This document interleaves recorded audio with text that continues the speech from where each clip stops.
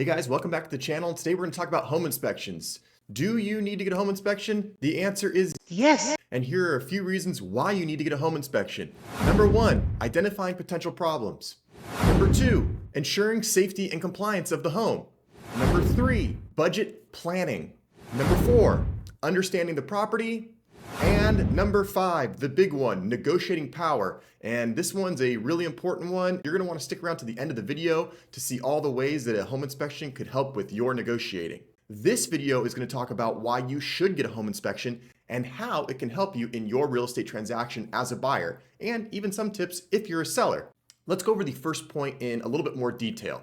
And that first point was identifying potential issues. Now, a home inspection is a very, very thorough and in-depth look at the property that you're buying. And by the way, even if it's a new home or a resale home, you should get a home inspection.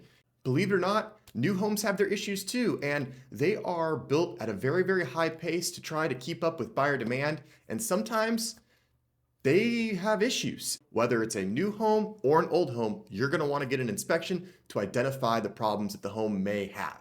These potential issues could be big or they could be small. A home inspection is going to call out a myriad of different things. It could be as small as a leaky faucet that has a small drip, or it could be as big as the home needing a new roof or a new foundation.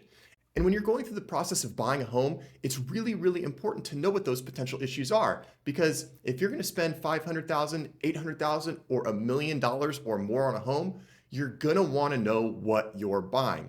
Every single home is going to have their share of issues on an inspection report. In the 10 years that I've been buying and selling real estate for clients, I have never seen one single home come up with nothing on the inspection report. So it's important to understand what the problems are and how to weight those problems. Point number two, ensuring safety and compliance. And this is a really, really big one. Obviously, we want to know that the money that you're spending on a home is being spent in a wise manner. And nobody wants to buy a home that has major problems, but nobody wants to buy a home that could potentially be dangerous. That's where a good home inspection comes into play. It's also going to test for things like mold or possibly asbestos or other hazardous materials that could be prevalent in a home. And this is even more important in an older home. For instance, homes built at the turn of the century, around 1900, often have a knob and tube wiring. Now, knob and tube wiring is not going to set your house on fire immediately. And the long-standing principle with older homes is they've been around for 100 years. So what would cause them to not be around for another 100 years? And there is some truth to that statement. However, we've come a long way in advancements technologically, and there's no doubt that modern breakers, modern electrical boxes, and modern wiring is just better and safer than old style knob and tube. So this is a great example of having a home inspection to ensure that the property is health and safety compliant and there's no major hazards.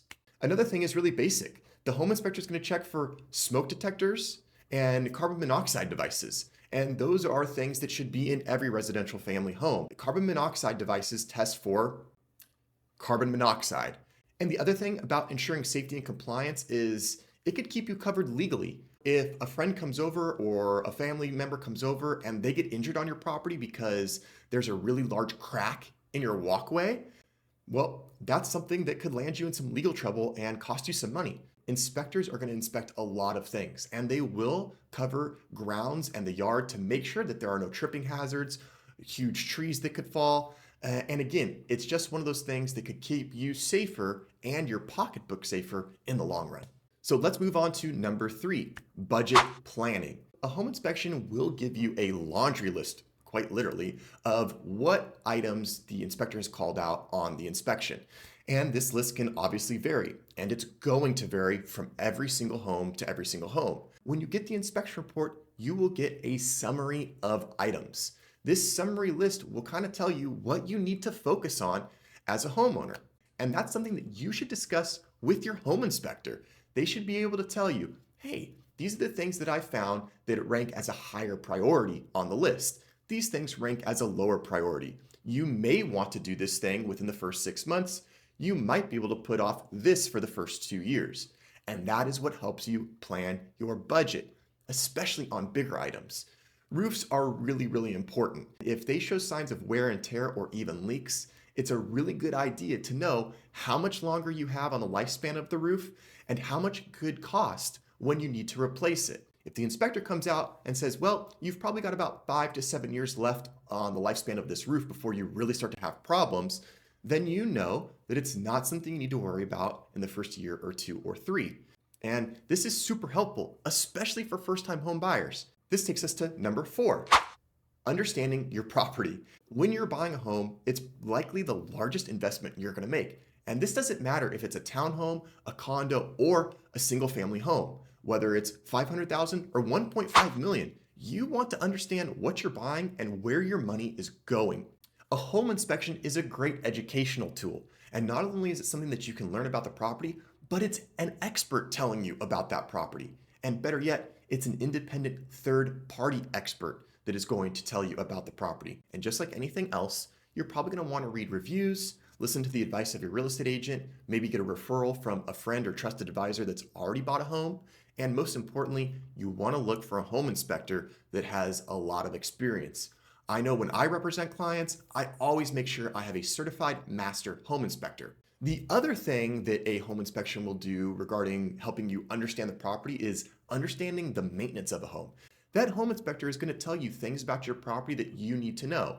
A good home inspector is going to be able to give you a really good crash course on the basic home maintenance of your home. And this education is going to contribute overall to your confidence in this transaction and your confidence as a homeowner, especially if you're a first-time homeowner. It also depends on the age of home.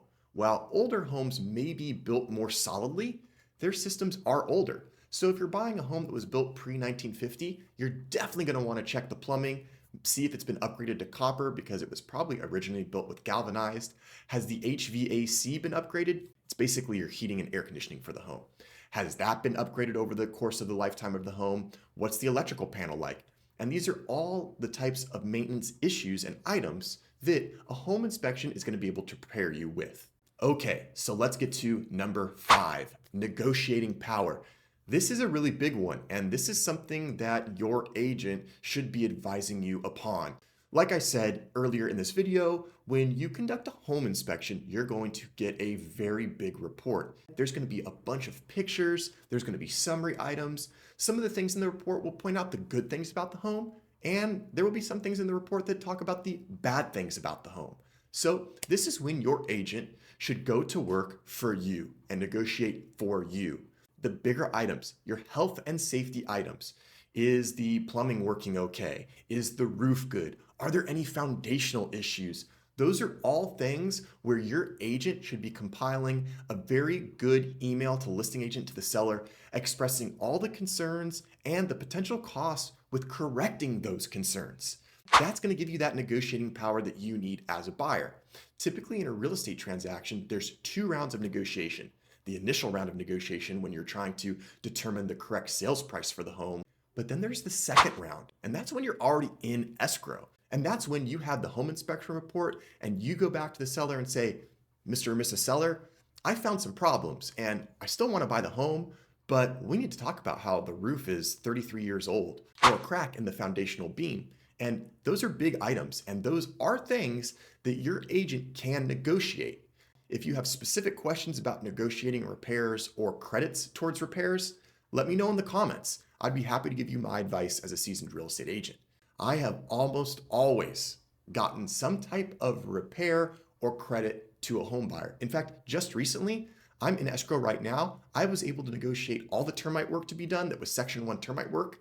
I was able to negotiate a brand new water heater, plus another $3,400 that the seller is going to pay towards the buyer's closing costs. If you're interested in learning more about the real estate process, click on this video right over here, and I'll see you on the next video.